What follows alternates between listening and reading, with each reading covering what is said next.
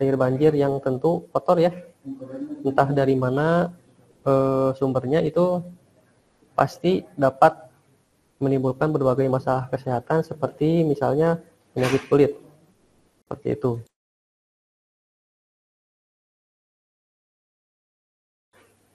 Kemudian tujuan utama penelitian ini adalah mengidentifikasi dan memeringkat atau meranking daerah-daerah rawan banjir di Kabupaten Bandung menggunakan metode FAHP.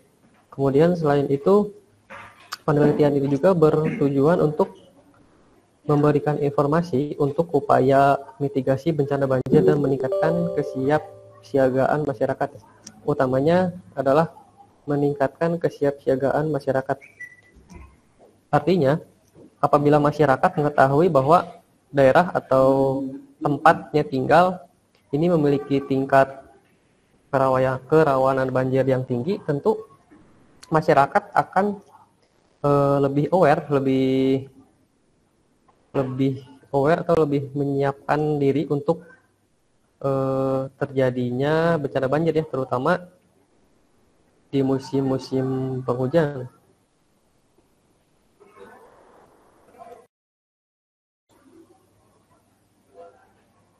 Selanjutnya metode penelitian.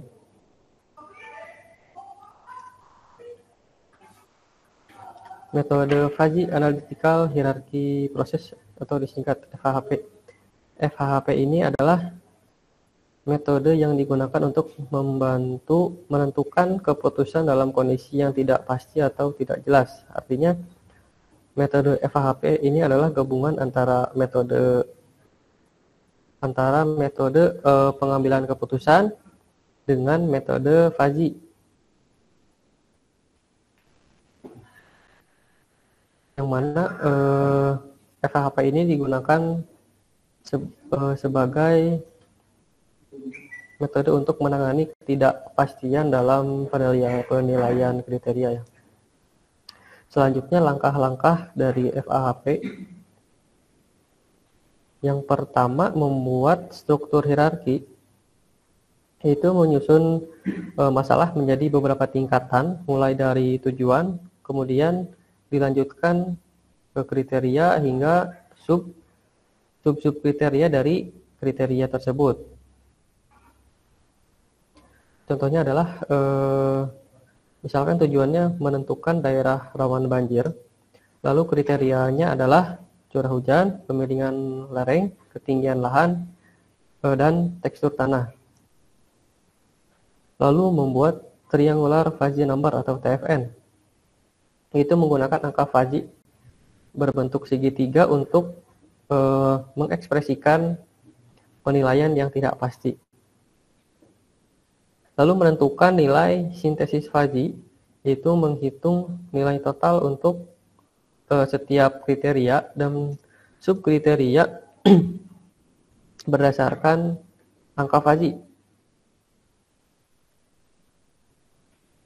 Yang keempat, menentukan nilai vektor dan ordinat difusifikasi, yaitu mengubah nilai fuzzy menjadi nilai pasti atau Crisp number. Ini menggunakan metode difusifikasi. Dan terakhir, normalisasi nilai bobot vektor fuzzy, yaitu menormalisasikan bobot untuk mendapatkan peringkat akhir dari kriteria-kriteria tersebut. Lalu mengapa menggunakan metode FHP? FHP ini memungkinkan penilaian yang lebih fleksibel dan realistis dalam kondisi ketidakpastian, sehingga hasil yang diperoleh diharapkan bisa lebih akurat.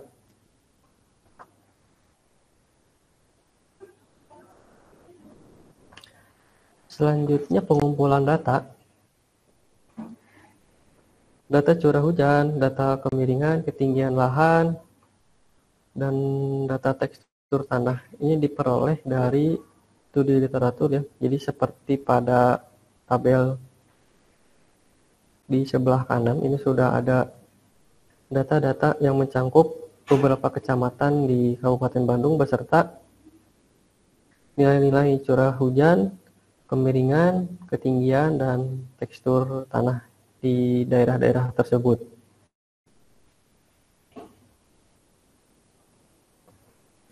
Selanjutnya masuk ke kriteria dan subkriteria.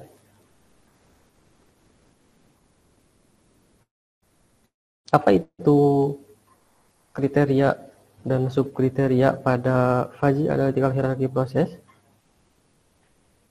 Nah, kriteria adalah faktor-faktor utama yang digunakan untuk menilai atau mengevaluasi suatu hal.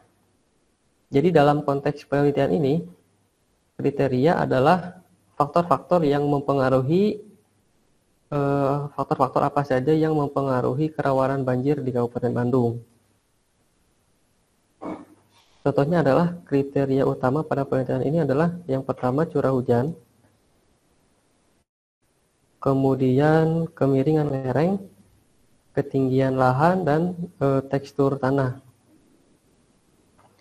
Kemudian subkriteria adalah rincian yang lebih spesifik dari kriteria utama yang dapat membantu penilaian menjadi lebih mendetail. Subkriteria ini memberikan gambaran yang lebih spesifik tentang bagaimana kriteria tersebut dapat mempengaruhi kerawanan banjir. Seperti pada tabel kriteria di sebelah kiri. Jadi kriteria utamanya misalkan adalah curah hujan, disusul dengan subkriterianya, yaitu kriteria curah hujan sangat tinggi, subkriteria hujan tinggi, sedang, dan terakhir subkriteria rendah, disusul begitu juga kriteria-kriteria yang lainnya.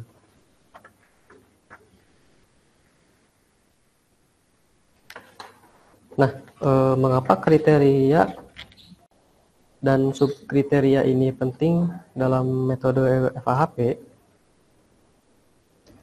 Yang pertama adalah penilaian yang lebih terperinci. Misalkan dalam menentukan kerawanan banjir, kita tidak hanya melihat faktor umum seperti curah hujan, lalu dengan adanya subkriteria seperti curah hujan sangat tinggi, sedang, atau rendah, kita jadi bisa mengevaluasi lebih detail bagaimana setiap aspek dari curah hujan ini mempengaruhi resiko banjir. Misalnya daerah yang memiliki curah hujan sangat tinggi lebih mungkin mengalami banjir secara mendadak seperti itu.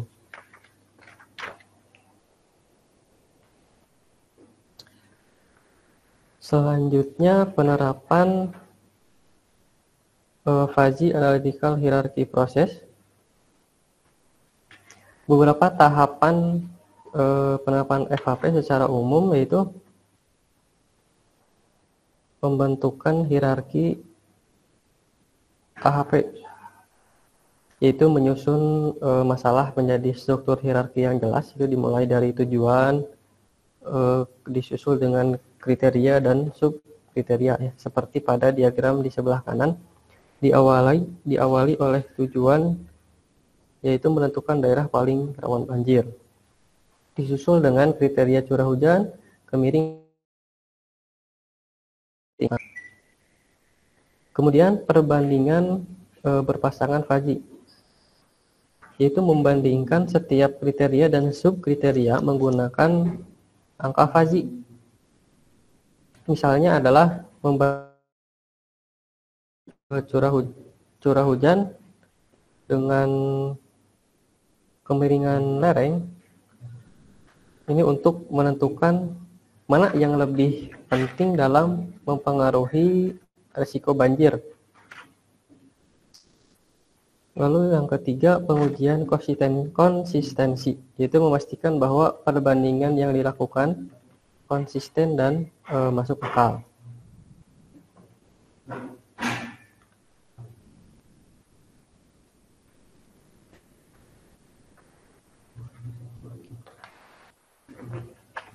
Kemudian berdasarkan hasil perhitungan didapat penilaian dan pemeringkatan daerah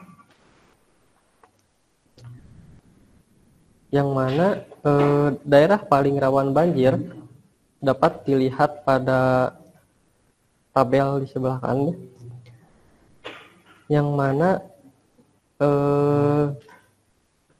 daerah yang memiliki ranking 1 atau daerah yang paling rawan banjir ini adalah daerah Kecamatan Ibun dengan memiliki curah hujan yang tinggi dengan tekstur tanah yang halus. Lalu Kecamatan Kertasari, lalu Kecamatan Pacet, dan disusul dengan Kecamatan Pangalengan yang memiliki kombinasi curah hujan yang tinggi dan kemiringan lereng yang cenderung rendah.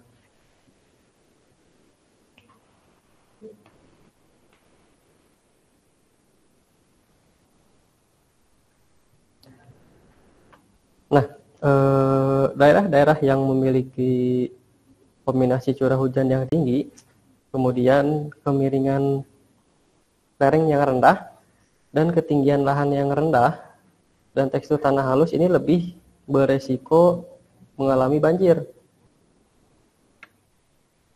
Kemudian pemeringkatan atau perankingan ini juga dapat membantu menentukan prioritas daerah mana yang yang membutuhkan perhatian lebih dalam upaya mitigasi bencana banjir.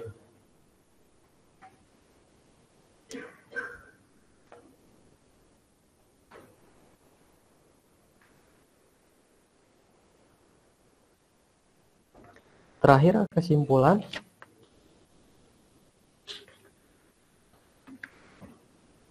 Yang pertama adalah identifikasi kriteria.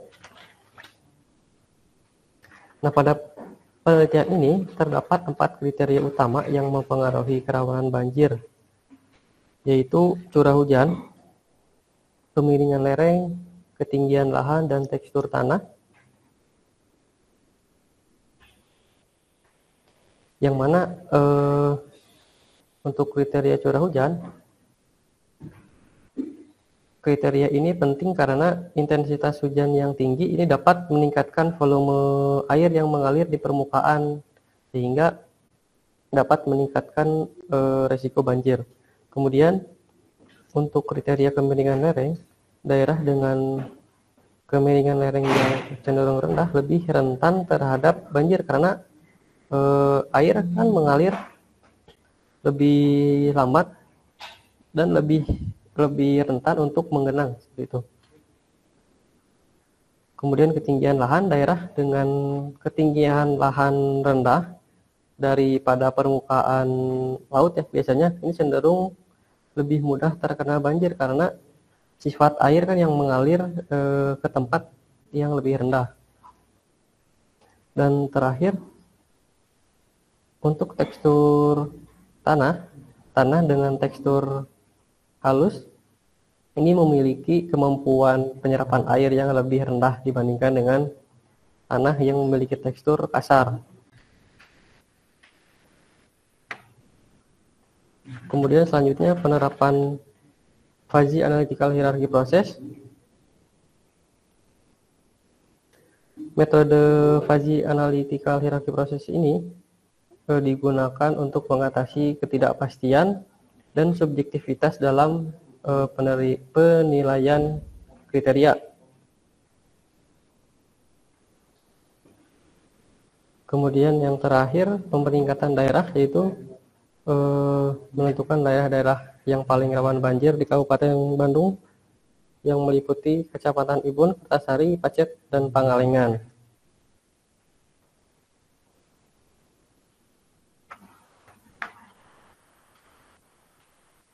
Oke, baik teman-teman, mungkin cukup sekian yang bisa saya paparkan. Untuk selanjutnya saya kembalikan kepada moderator.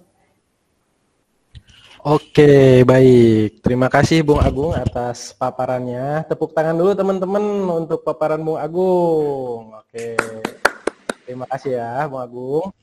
Nah, jadi teman-teman dapat kita ambil kesimpulan, ternyata penerapan fuzzy logic dapat digunakan dalam pengambilan keputusan untuk daerah rawan banjir, ya, daerah rawan banjir sekalipun, gitu ya. Sungguh luar biasa. Nah, ini ilmu baru untuk kita semua. Oke, sebelumnya ini sudah beres ya paparan dari Bung Agung. Sekarang kita masuk ke sesi tanya jawab, teman-teman. Nah, silahkan teman-teman yang ingin bertanya bisa meraih hand terlebih dahulu, nanti dari panitia, dari operator akan menyalakan mic-nya. Silakan dua pertanyaan pertama dulu. Silahkan yang mau bertanya. Oke, ada, sudah ada. Mana tadi? Oh, silakan dari operator bisa dibantu. Oke, operator bisa dibantu. Sudah bisa menyalakan mic-nya? Mas siapa? Mas Bahri ya? Sudah ya. bisa. Oke, baik, siap. Silahkan Mas, ada yang mau ditanyakan? Oke, izin sebelumnya perkenalkan, nama saya Bara Mukti Dawayana. Saya merupakan salah satu karyawan dari PT BKI dari Jakarta. Saya tertarik dengan pembahasan yang ada di webinar ini, terutama tadi penjelasan tentang FAHP ya. Jadi cara fuzzy analytical, hierarki dan proses kan. Nah, saya mau nanya nih, kalau misalkan ini untuk Bung Agung ya, kalau FAHP ini digunakan untuk memprediksi itu kan atau mengetahui rawan-rawan titik banjir nih. Kalau misalkan kita mau gunakan untuk kalau misalkan nih, kan di Indonesia kan juga banyak kejadian seperti gempa ataupun tsunami ataupun bencana lainnya lah. Itu apakah bisa diprediksikan juga menggunakan analytical ini atau gimana, Bung Agung? Atau misalkan selain FAHP itu yang lebih konkret lagi tuh, apakah ada cara lain lagi selain perkiraan dari ini? Paling gitu sih Bung Agung. Mohon arahannya ya. Terima kasih.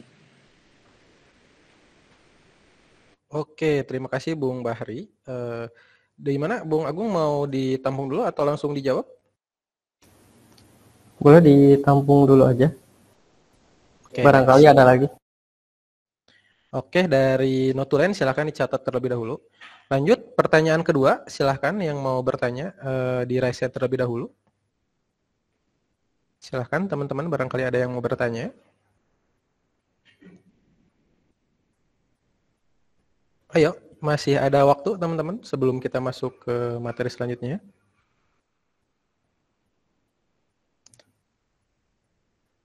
Sepertinya masih malu-malu nih ya teman-teman ya, masih malu-malu. Dilanjut saja untuk pertanyaan pertama, silahkan dari Bung Agung bisa menjawab pertanyaan pertama.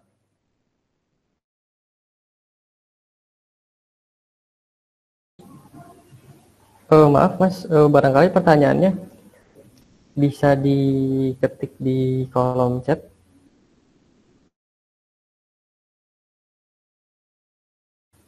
Mas Bara, gimana? Oke, saya coba ketik di via chat ya.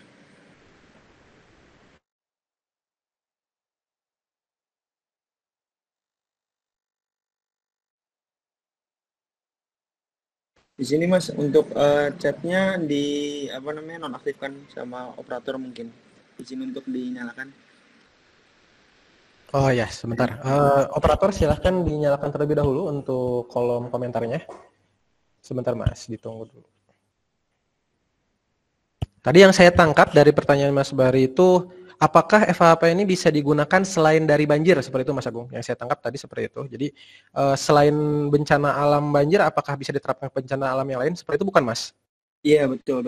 Jadi kan kalau banjir kan notabene-nya kan itu bisa dikatakan oleh curah hujan. Nah, kalau misalkan kita prediksikan kayak contoh tsunami, gempa dan lain sebagainya, itu kan ada beberapa titik yang dimana kayaknya sih bagi saya atau menurut saya itu juga bisa nih digunakan untuk FAHP. Tapi kalau untuk Bung Agung sendiri nih, apakah bisa kita menentukan secara spesifik titik mana aja sih yang paling rawan nih yang sering terjadi gempa atau mungkin tsunami dan lain sebagainya gitu. Yang notabene sih bisa dikatakan bencana alam sih. Tuh, paling gitu sih Mas. Karena kan saya juga sambil mempelajari juga perihal FHP juga ini kan. Jadi memang kalau di Jakarta itu di PT BKI itu kan terkenal juga offshore dan onshore kan, darat dan lautnya kan. Saya juga di PT BKI ini sebagai informasi teknologi juga. Jadi kalau misalkan ini bisa saya gunakan juga untuk nanti ke depannya kan, apalagi kalau onshore nih ya. Jadi saya tuh pengen ngebuat sistem di mana sistem ini tuh bisa memprediksikan, oh ini tempat mana aja nih, mungkin di Natuna atau di mana yang bisa digunakan. Oh ini memperkirakan dan harus bisa maksudnya mempersiapkan lah, meminimalisir kejadian hal itu tersebut terjadi gitu. Paling gitu sih Mas. Oke, Mas Agung silahkan. Bisa apa ada yang lain mau bertanya juga atau mau dijawab dulu Mas Agung? Sambil nunggu barangkali ada yang mau bertanya lagi. Silahkan teman-teman, selain Mas Bahri ada yang mau bertanya lagi? Masih ada waktu. 2 pertanyaan pertama, sudah 1 ini yang masuk.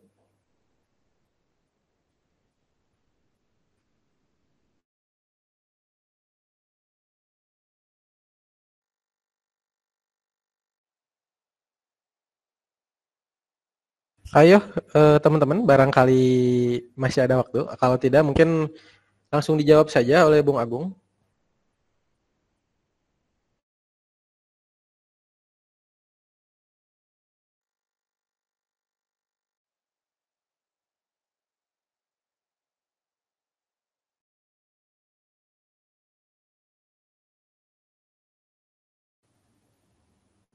Oke, baik. Terima kasih Mas Bara ya atas pertanyaannya.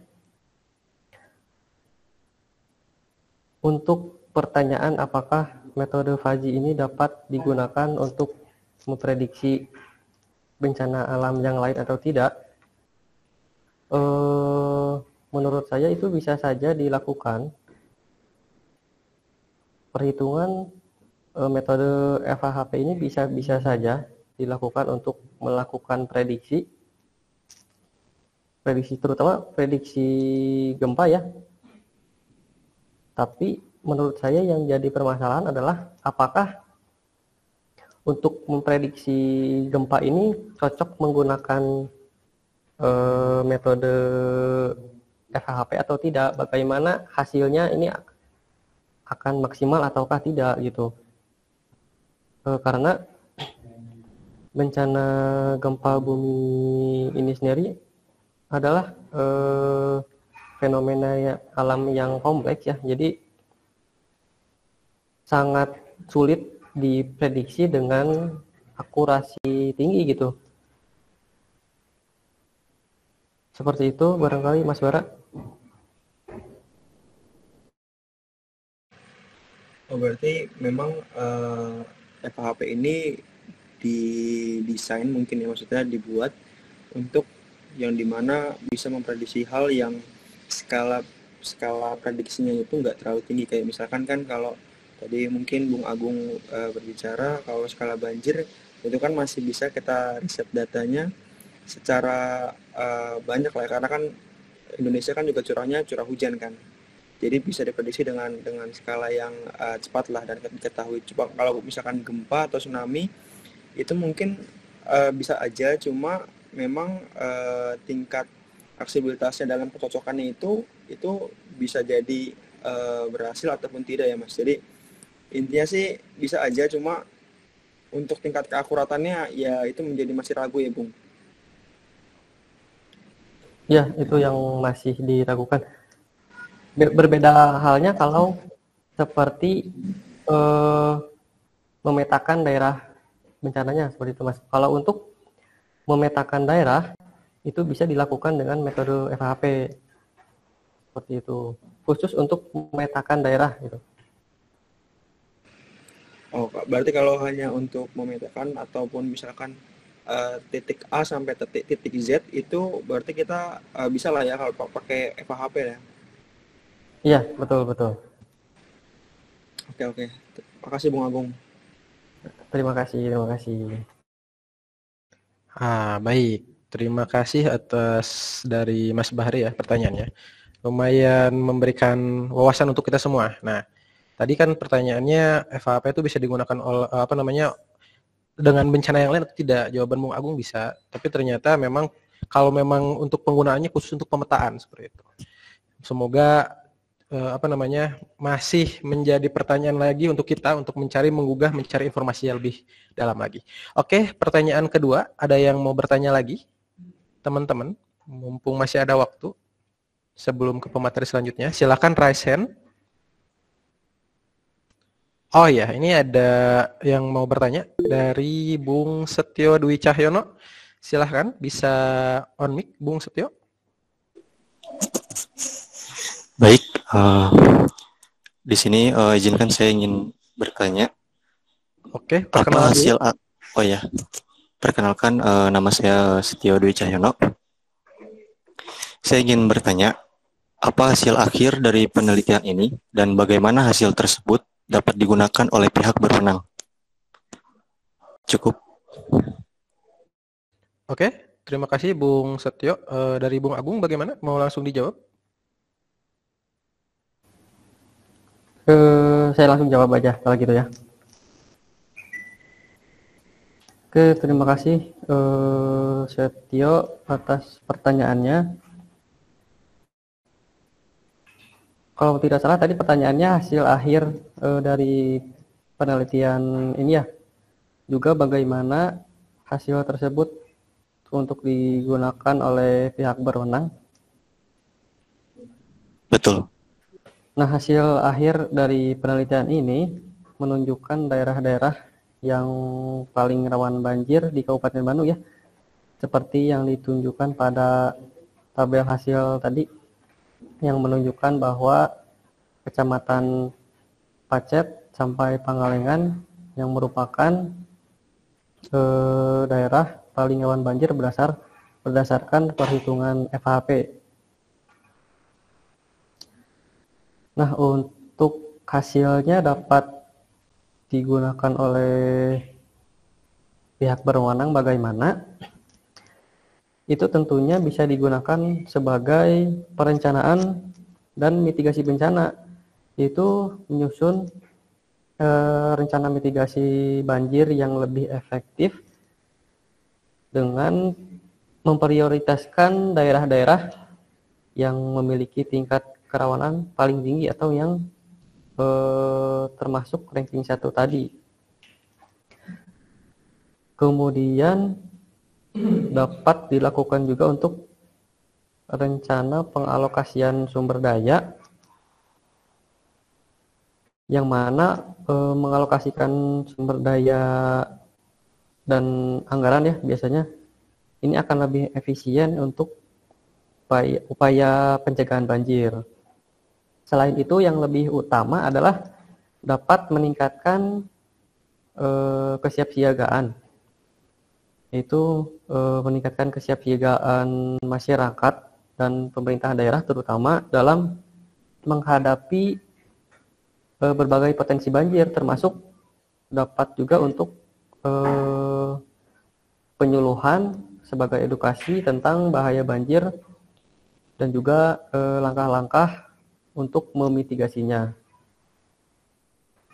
Begitu, Mas Setio.